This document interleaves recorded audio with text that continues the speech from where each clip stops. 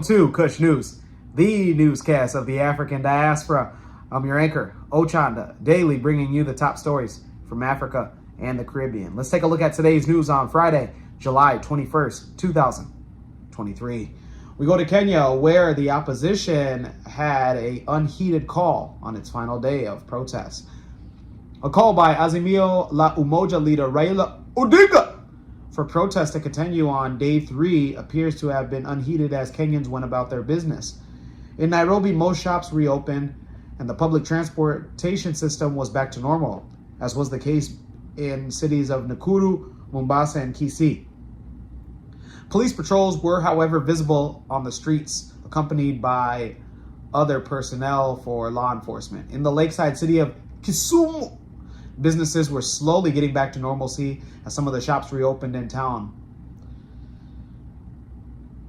A spokesperson for Odinga stated that he was urging his supporters to go on these protests because Friday was the grand finale. Odinga stated that he was nursing a terrible flu and that he was going to get better. At least 9 people have been killed and more than 300 arrested since Wednesday of this week when the protests had started. Interior Cabinet Secretary Kindiki stated that many of the suspects had been charged with various offenses, including unlawful assembly and destruction of property. Kindiki said that the government has managed to suppress the protests and urged the public to go on with the rest of their businesses. Odinga has vowed that the protests will proceed today, as well as he urged supporters to turn up and saying that he must not be there for protests in order to proceed. Kenya's largely ignored the call by the opposition to boost anti-government protests on Thursday, although isolated incidences were flared in the capital between police and stone-throwing demonstrators. Police fired tear gas and live rounds at protesters in Nairobi's Kibera slum, aka Kibra, number 9. This is an opposition stronghold, but no violence was reported elsewhere, in contrast to earlier demonstrations in the week. Odinga initially called for 3 days of demonstrations, and with Wednesday's protest claiming 6 lives, according to the Amnesty International Kenya's chapter. Since March 20th, people have died in demonstrations, according to figures released by the government. President William Ruto on Thursday repeated his call for a halt to the demonstrations, saying that they were not a solution to the problems of Kenyans. Odinga says that Ruto's government is illegitimate and responsible for the cost of living crisis, and he has urged Kenyans to show up in large numbers on Thursday. No major demonstrations were reported on Thursday as well, apart from skirmishes in places like Mathare and Kibera. Schools in Nairobi and the opposition bastions of Kisumu and Mombasa reopened, and Nairobi Business District, which was largely shuttered on Wednesday, went back to work, with stores reopening. Those in Kenya, let us know if you were some of the shop owners. We want to hear directly from you about getting a chance to reopen your business and making that money.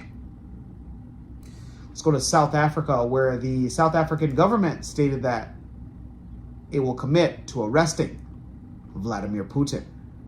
The South African government confirmed that Russia's President Vladimir Putin will be arrested following an arrest warrant issued by the International Criminal Court, known as the ICC, if Putin visits the country to attend the BRICS summit to be held next month in Johannesburg.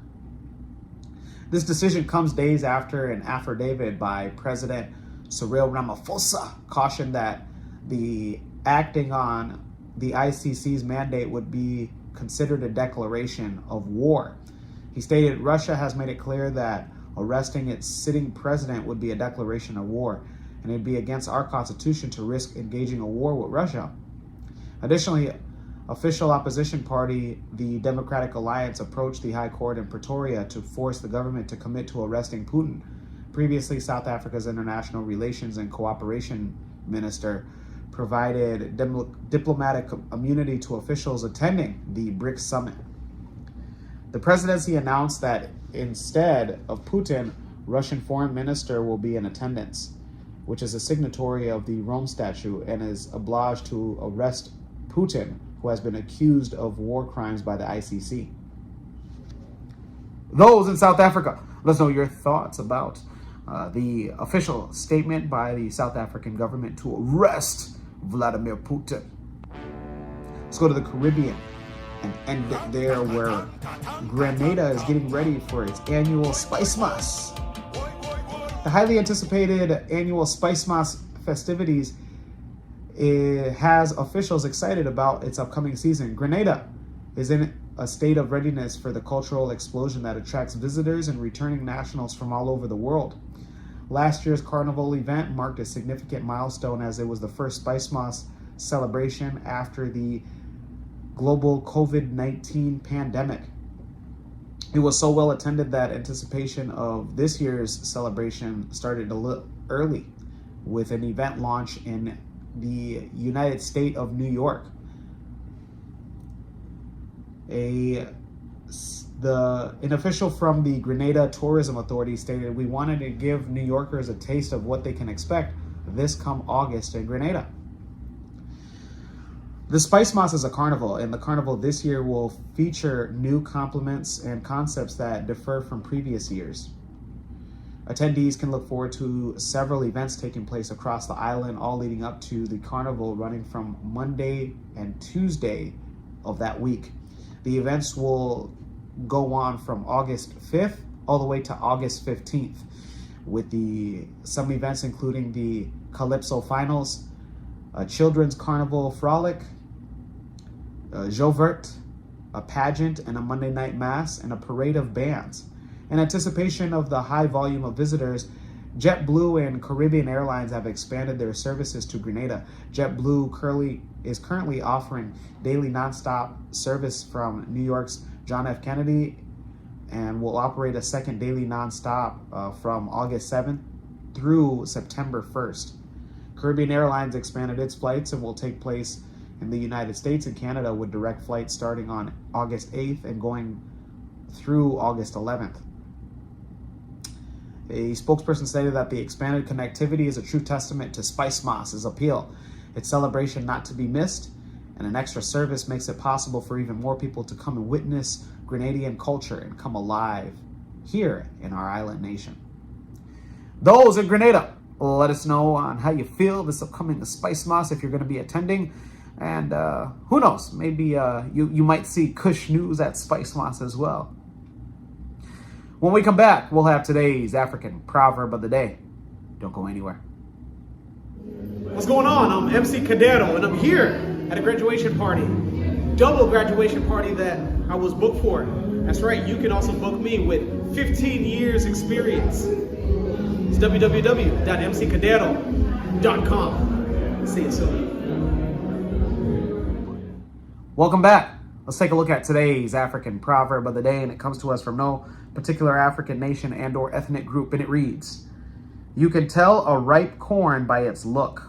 Once again, you can tell a ripe corn by its look. African proverb. Let me talk to you, young man. This proverb translates to is that you can tell when something's fake as well.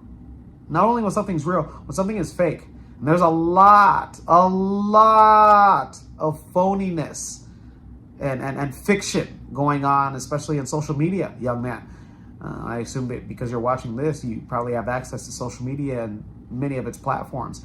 Just know that whatever celebrities are out there, whatever major athletes, whatever major actors are out there, just know that, they got to that level, not because of, and I'm sure they've worked hard, but, just know that also you can achieve, half of those things by having a job. There's nothing wrong with having a 9-to-5. Even me, right now, as you're seeing me, I have a 9-to-5. I have a blue collar job, just to let you know and put you inside of my life. But never be ashamed of that.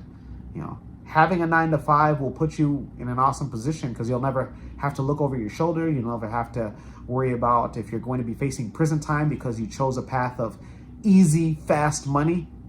9-to-5 is great. It will give you a crumb, sure. But remember, in order to make a pie, you have to have some crumbs. So work towards those crumbs, and eventually, sooner than you think, you'll be able to have enough crumbs to make that pie. So remember, there's a lot of fake things going on social media. Don't buy into that. A 9 to 5 is good for you. It'll keep you structured and keep you disciplined. Let me know your interpretation of today's African proverb of the day, as well as your thoughts, views, questions, comments, and concerns on the top stories. Don't forget to like, subscribe, hit that notification bell for today and any other time that we upload material. For Kush News on Kush Convos TV, I'm Ochanda. We'll see you soon.